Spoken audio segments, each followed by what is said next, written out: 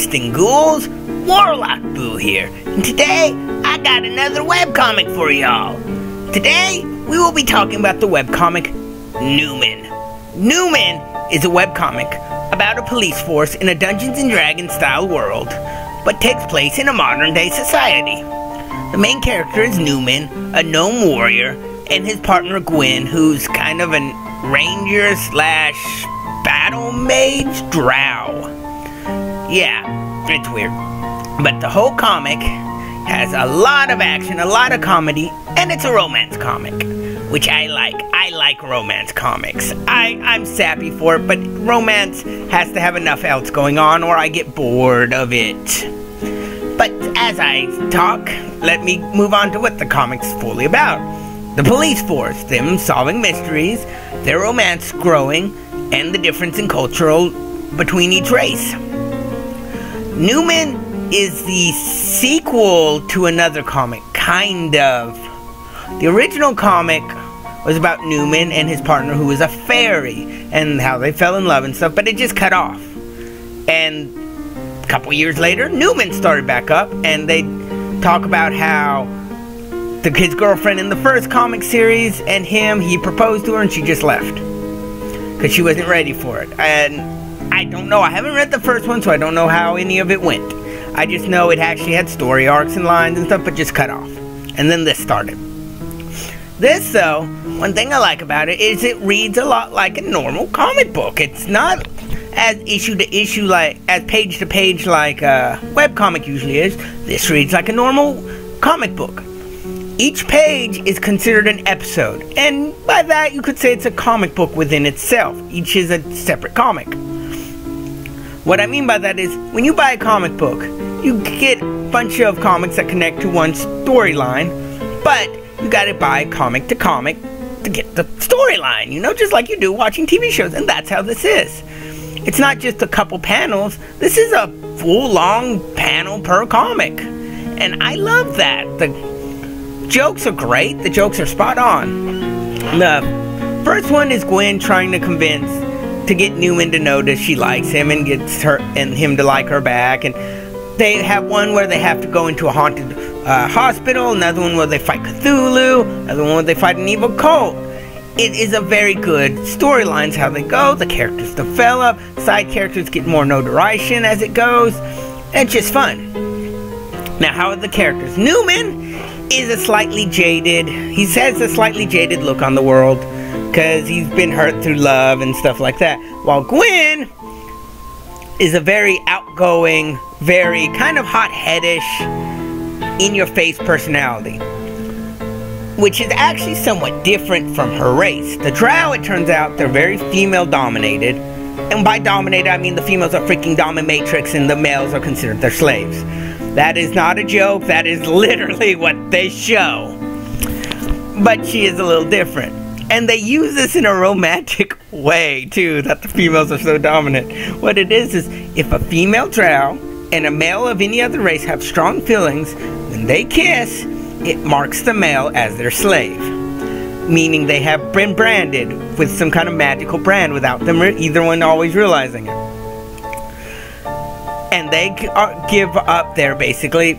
If they have to, they'll say, you can tell me whatever to do.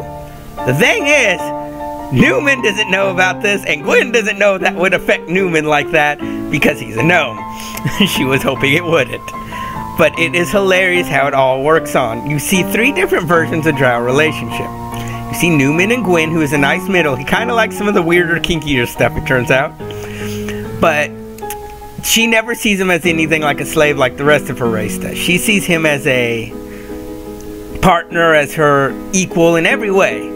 She just likes to torture him a little bit with her feminine wows to get him to do what she wants, she claims. Then you see one of Gwen's sisters, who her words are, I don't want a slave, I want a man, who terrifies the man she is trying to get. She wants a partner, she wants someone that can be her rival, but also her lover. And that it comes in much later. And then the last one is the strictly Drow relationship, which is Gwen's brother and his wife, who is Gwen's rival, who she is very much the dominatrix in the relationship, very much in charge, while her brother, well, he's all into that shit, it turns out. He's very timid, very nervous, but he does adore her. It's actually quite a funny way they show it. Now, the characters in the comic are so well done, so funny. It's great to read just strictly for the characters. Half of it is just their conversations between each other about this strange world and how it all works. It's hilarious. I mean, and I like that. So many comics don't have their characters just interact. They only have them interact about the storyline or this or this. This has them just have normal conversations. Normal conversations that you would like to listen to. Which, there is a quote, I may be butchering this quote, but it is from Pan Pizza from Rebel Taxi. You can have, your characters can be good in a story, but you want characters that can fit into any scenario and make it work. And that's what this story does. You have characters that can fit into any scenario and make it work. Along that, he also says it should just be fun to hear the characters talk.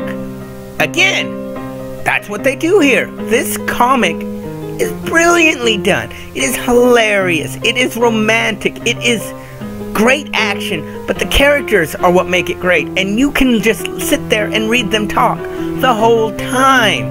I love that about this series, and I think it is quite a funny thing for that. Now, how is the artwork? The artwork's actually really good. As I said, this is actually his second comic that I'm aware of, so he's had a lot of practice. And if you go back and look at some of the panels from his original comic, which I've been able to find, he's actually really improved upon his artwork, and it just keeps getting better. And I do like that. The action scenes are very clearly shown off and drawn. The dialogue is great, but he has some kind of weird fetishy thing that goes on here. And usually it's done as a gag, and I think it's funny, but then, some are just off-putting. I won't tell you which. It comes in a much later part of the comic, but it has feet, and it's weird. It just does not match the rest of the comic. It really made me go, what? I may not finish reading this. If it doesn't happen in such a good part of the storyline, I may have stopped reading it. It was just so weird and just made no sense. I don't mind that Gwen tricks Newman into dressing up as a girl a lot, and he's actually started to like it. I don't mind the weird spanking humor. All of it's played for laughs, but this was just weird. I mean, the one that it is, they're at a skating rink. And I'm not gonna give the whole thing, but it's hard to explain. I think it's on page or episode 81 to 82. Yeah, it is, but it's just weird. Another one that's weird, but it actually kind of hooks into the storyline, is the wedding, because yes, Newman and Gwen get married. But the whole wedding party is just so weird and makes no sense in parts. But it's such a fun way to do it. I can't complain on that. It's just that foot scene was weird to me. If you got a foot fetish, maybe you'll be fine. You probably will. And you'll need some special bathroom time afterwards. But me, it was weird. I'm sorry to dwell on that, but it was weird. But the rest of the comic's great. I know I just switched completely how I was talking about it, but it really is, except for that weird part. They have a great way of showing Cthulhu's look. The comic has a nice horror-based edge to it it's not prominent, but it is there. The bad guys look generally scary and terrifying, especially the bigger ones. The thing that makes you see your worst fear, the undead witch, Cthulhu. I mean, the ancient ones, they're scary. The six-fingered animal baboon thing that's been kidnapping dwarves for centuries, forcing them to work in their mind's brain control. has a scary edge, a scary look. It has so much action, great fight scenes, great dialogue, great, hilarious, but weird humor, and a couple weird spots.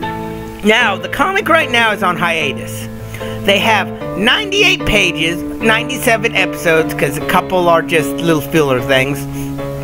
But August 11th, it's coming back. So next week sometime, or the week after, we should be seeing it. Now, what would I rate this? I'd rate this comic very good. It is one of my personal favorites, so much so that I am actually trying to get some people together to dub the first 2 to 5 pages of the comic just for something fun, and so maybe some other people will see it and read it. Right now, I actually do have some voice actors lined up to help me out. The problem is, the most important one I need, I can't find anyone to do, so if anyone out there is interested in trying out for Gwen, that would be handy for me. I would like to enjoy that quite a bit. If you are interested in trying out, I'll leave a link to my email down below where you can send it to me, your audition. It would be boobrothers2@gmail.com. But tell me how you like this comic. Did you like it? Did you think it was weird? Or could you not get past that one middle issue towards the end with the weird foot thing? No, I did not like that. But again, what did you think of it? Did you like it? Did you not? I will enjoy this. One of my favorites, like I've said. And I may look into some of the guy's other works. But anything you want me to read, anything you want me to do a Let's Talk on, tell me and I will more than gladly do it. This is Warlock Boo. I really hope to be spooking y'all later. Bye.